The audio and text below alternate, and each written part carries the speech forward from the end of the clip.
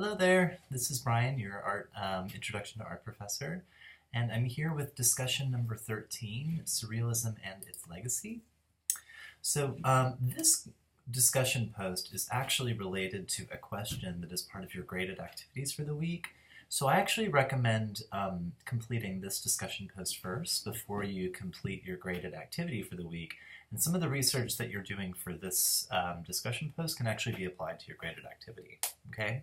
This is a tricky question because it will actually draw some information from what you have in your text, but it'll also require you to think critically about some works of art or experiences of art that you've had on your own and kind of apply what you read in the text to that experience. So let's take a look. This week we encounter, among other things, the art movement known as Surrealism. For many, Surrealism comprises some of the most challenging works of art to enjoy aesthetically, critically, or intellectually.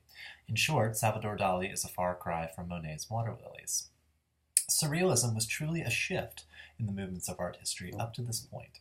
In some sense, each shift in art making we have seen represents some kind of shift in the consciousness of the society who is making it. So last week we talked about rapid changes in art movements and art history, and you kind of looked at multiple different places where a society was actually shifting, and as a result of that shift, the work that it was making shifted along with it to reflect those changes.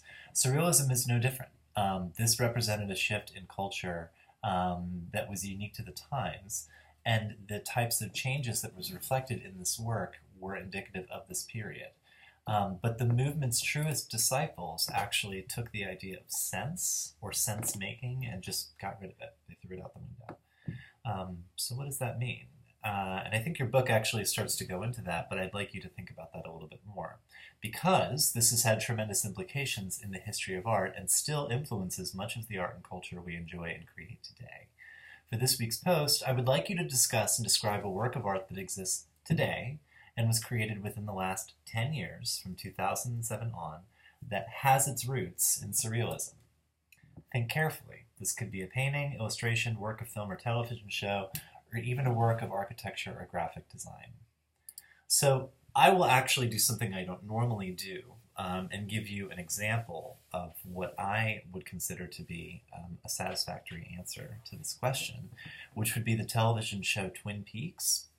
If you're not familiar, it's an unusual television show, and it's actually streaming. All seasons of it are available for streaming now, created by the filmmaker and director David Lynch. It, on the surface, appears to be a very normal detective story and murder mystery, but as it starts to unfold and the plot thickens and thickens, increasingly strange elements become introduced into the story. People actually speak backwards, dreams become part of reality, reality becomes part of a dream. There are moments when it seems like what is happening is maybe being imagined by a character, but it's being presented as truth. So the kind of unconscious mind is sort of taken seriously in a way that the Surrealists also took seriously.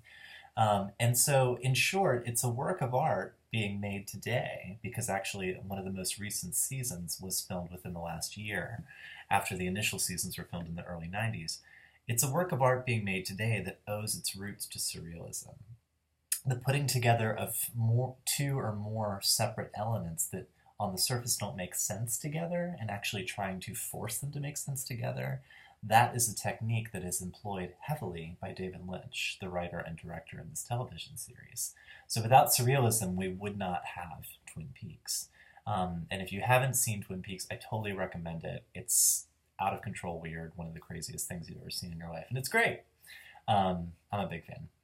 But that's the kind of thing I'm looking for. I'm looking for you to think about a contemporary or current work of art that could not exist without Surrealism happening when it happened. It has its roots in Surrealism.